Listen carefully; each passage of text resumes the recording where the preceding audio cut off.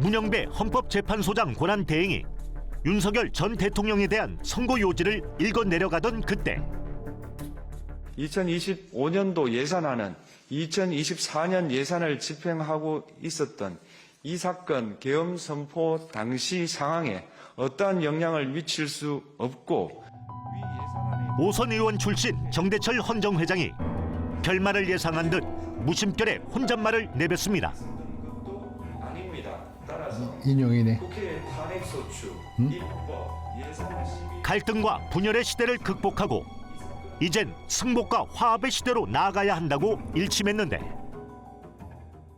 이게 사법부의 마지막 판단입니다. 사법부의 그 판결을 결정을 승복하는 것은 국민의 기본 의무고 국민적 요청입니다.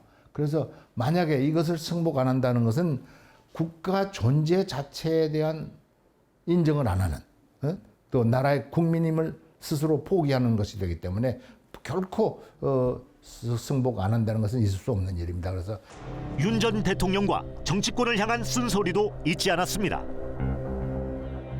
첫째, 사과 성명을 내야 됩니다. 이렇게 돼서 국민이 이게 민주주의가 잘못됐었고 경제 발전도 침체된 것에 대해서 잘못됐고 앞으로 잘 되길 바란다는 이런 사과 성명이 좀 했으면 좋겠고요. 야당도 입법 독주 내지 입법 폭주한 것은 사실입니다.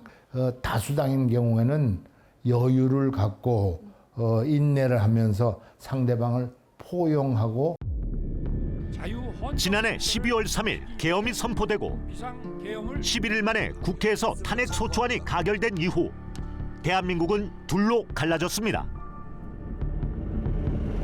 정치권도 분열 수습은 뒤로 한 채 당리당략에만 매몰됐다는 지적이 나오는데 8년 새 현직 대통령 2명의 파면 사태를 마주했지만 그래도 다행스러운 건 우리 헌정 질서를 떠받치고 있는 굳건한 시민의식입니다. 자, 여러분 진정하시고 나갈게요. 일단 귀가합시다.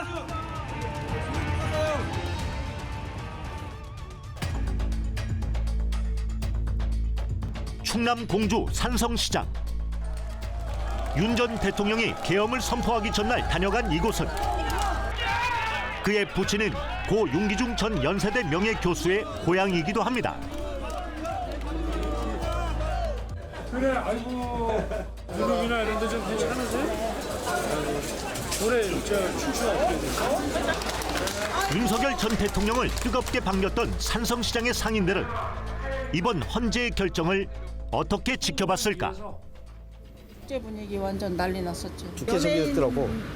더했죠. 여기 막 다 구름대처럼 그냥 쫙 깔렸었죠. 뉴스 오늘이요? 보셨죠? 아이고 오늘은 완전 조용했죠. 어땠어요 오늘 분위기? 아무 말이 없죠. 여기 다 조용했어요? 아유 그럼요. 아무 말 없이 조용했죠. 그리고 11시까지 차도 안 다녔어요. 사람도 별로. 사람이 없었어요? 아 그럼 누가 나와요? 안 나오지.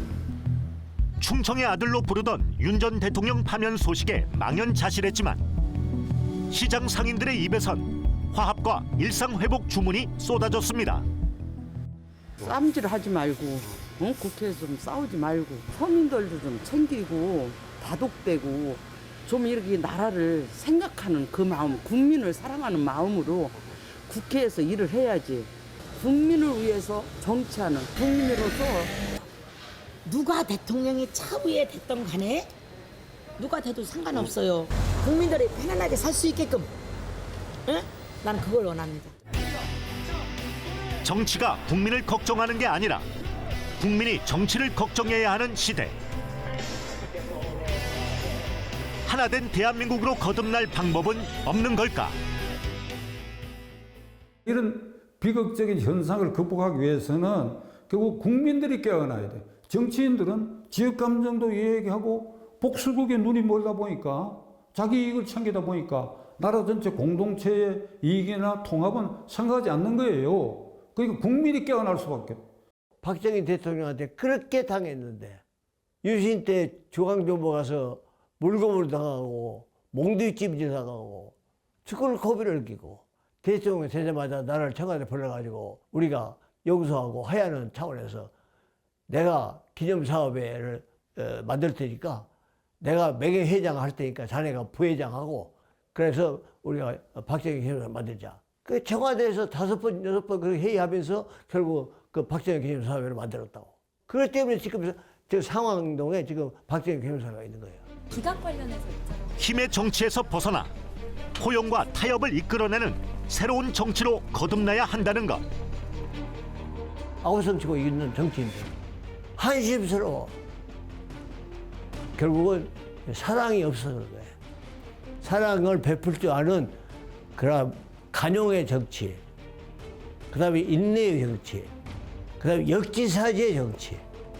내 입장만 고수하지 말고 상대방 입장에서도 배려하고 그거를 다독거리고 무화시키고 같이 협력해 나가는 그런 정치를 해야만 국민 초과가 됩니다.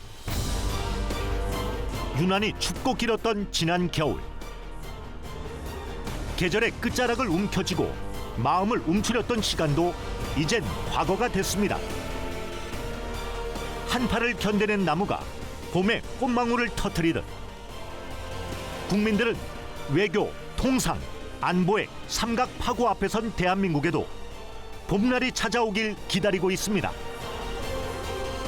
이젠 정치권이 그 시기를 앞당길 방법을 고민해야 하지 않을까요?